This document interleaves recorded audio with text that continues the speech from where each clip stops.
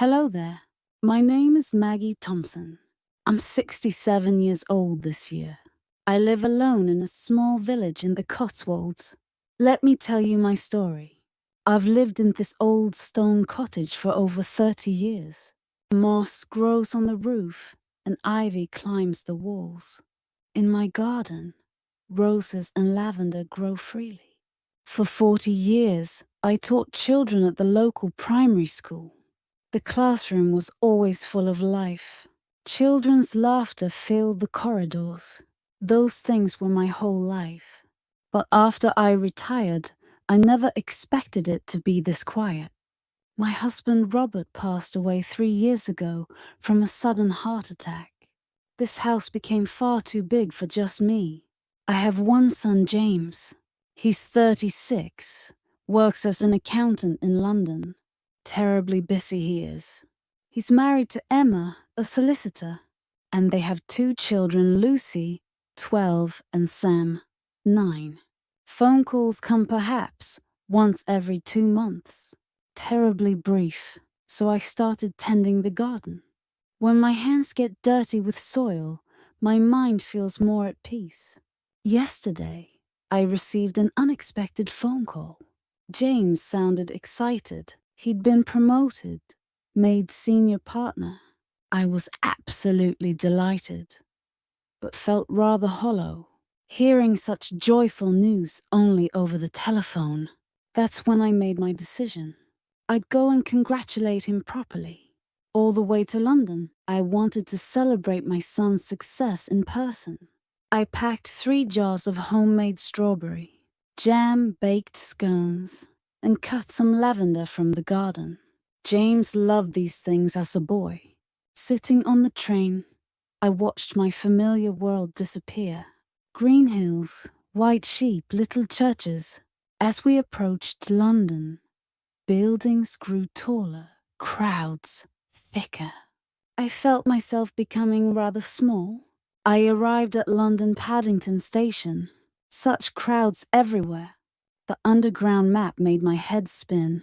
I felt like a country grandmother looking rather lost.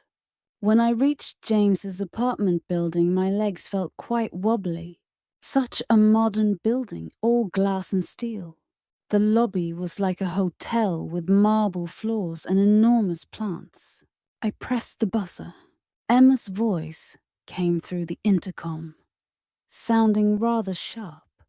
Maggie, what are you doing here? You should have called. Emma's voice was quite cold. There was no warmth of welcome at all. Inside, everything was spotless.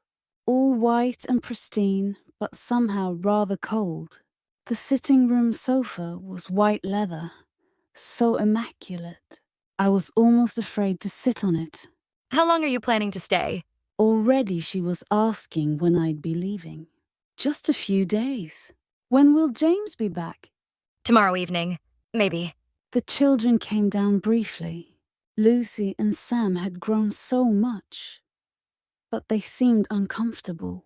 No proper greetings, no cuddles like before. In the kitchen, I unpacked my gifts. Emma barely glanced at them. We don't usually eat homemade food. Hygiene issues, you know. That really stung. After 40 years of cooking with love and care, during supper there was precious little conversation. The children kept looking at their phones. I felt quite invisible. Maggie, you can stay tonight. But tomorrow you should think about going back. James is very busy these days. The bedroom was like a hotel room.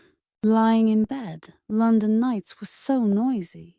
I sent James a text, but no reply came. I hadn't expected this at all. The next morning I woke early. A habit from country life. Emma was already up, perfectly made up in her suit. It's quite early, Maggie. The children are still sleeping. Her voice was so cold, as if I'd done something wrong. When the children left for school, barely saying goodbye, Emma prepared for work. Make yourself at home. But please don't rearrange anything. I was left alone in this large, eerily quiet house. Time crawled by terribly slowly. Nothing to do. At lunchtime, I tried to help by making sandwiches. Emma came home and found me in the kitchen. Maggie, I told you. Please just sit. Don't touch anything in the kitchen. Her voice was even colder now, as if I was some sort of intruder. Evening came. I tried to help with supper preparations. Maggie, please. I can manage. Just watch TV or something. Those words cut right through me. During supper, I tried talking with my grandchildren, but Emma kept blocking the conversation. After the children went upstairs, Emma said meaningfully, When are you planning to go back? Maybe you should consider. James is under a lot of pressure at work right now. I understood. That night, I heard Emma on the phone. James, your mother is here. It's just difficult. She was talking about me to James. The next afternoon, James came home. When he saw me, his eyes widened in surprise. Mom, what? What are you doing here? There was more bewilderment than joy in his voice. Son, I've come to congratulate you on your promotion. James looked at Emma. There seemed to be some silent conversation between them. Mom, you should have called first. We're really busy right now. Emma interrupted. James, maybe you should tell her about the Singapore project. James hesitated, then looked straight at me. Mom, I'm being transferred to Singapore for 2 years. We're moving next month. My mind went completely blank. Singapore. For 2 years. The other side of the world. We've been so busy with preparations. Packing, school transfers, visa applications. So that's why I'd been such a burden. The children came down with packing boxes, excited about their adventure. There seemed no reason for me to be there. I'd come to celebrate, only to hear news of farewell. Well, I suppose I should head home now. James followed me to my room as I packed. Mom, don't be like this. I came to congratulate you. I never imagined I'd be saying goodbye instead. I called a taxi. At the front door, Emma gave me a dutiful embrace. The children waved. James walked me to the taxi. Mom, I'll call you soon. I promise. On the train, tears came. A stranger offered tissues, being kinder than my own family. When I got home, it was quiet but strangely peaceful. My space, my scents, my memories. I went out to the garden. The roses had bloomed more fully whilst I'd been away. That's when I realized I had my own life too. I didn't need to cling only to James and his family. The next day, I went to the village community center. There was a notice about watercolor classes. Beginners welcome, Tuesdays at 2 p.m. I signed up without hesitation. I needed a fresh start. A month passed since I'd started watercolors. My brushwork improved, and my teacher praised my progress. The village folk noticed the change in me too. My garden looked more beautiful than ever. I'd been painting the lavender and roses on canvas. They seemed even more special. At the community center, there was talk of an exhibition. At the village festival, I summoned the courage to apply. 3 of my paintings were displayed Blue Afternoon, capturing what I'd felt in London, lavender fragrance, depicting my garden and spring's dream, representing new beginnings. People gathered round my paintings. How beautiful. They said. We never knew Mrs. Thompson had such talent. That evening I sent James photographs.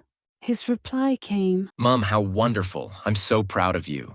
3 months after they'd left for Singapore, James rang properly. Mom, how are you? Really, how are you? James's voice trembled. He'd been thinking about that day constantly. Mom, I'm sorry. It wasn't all right. You're my mother.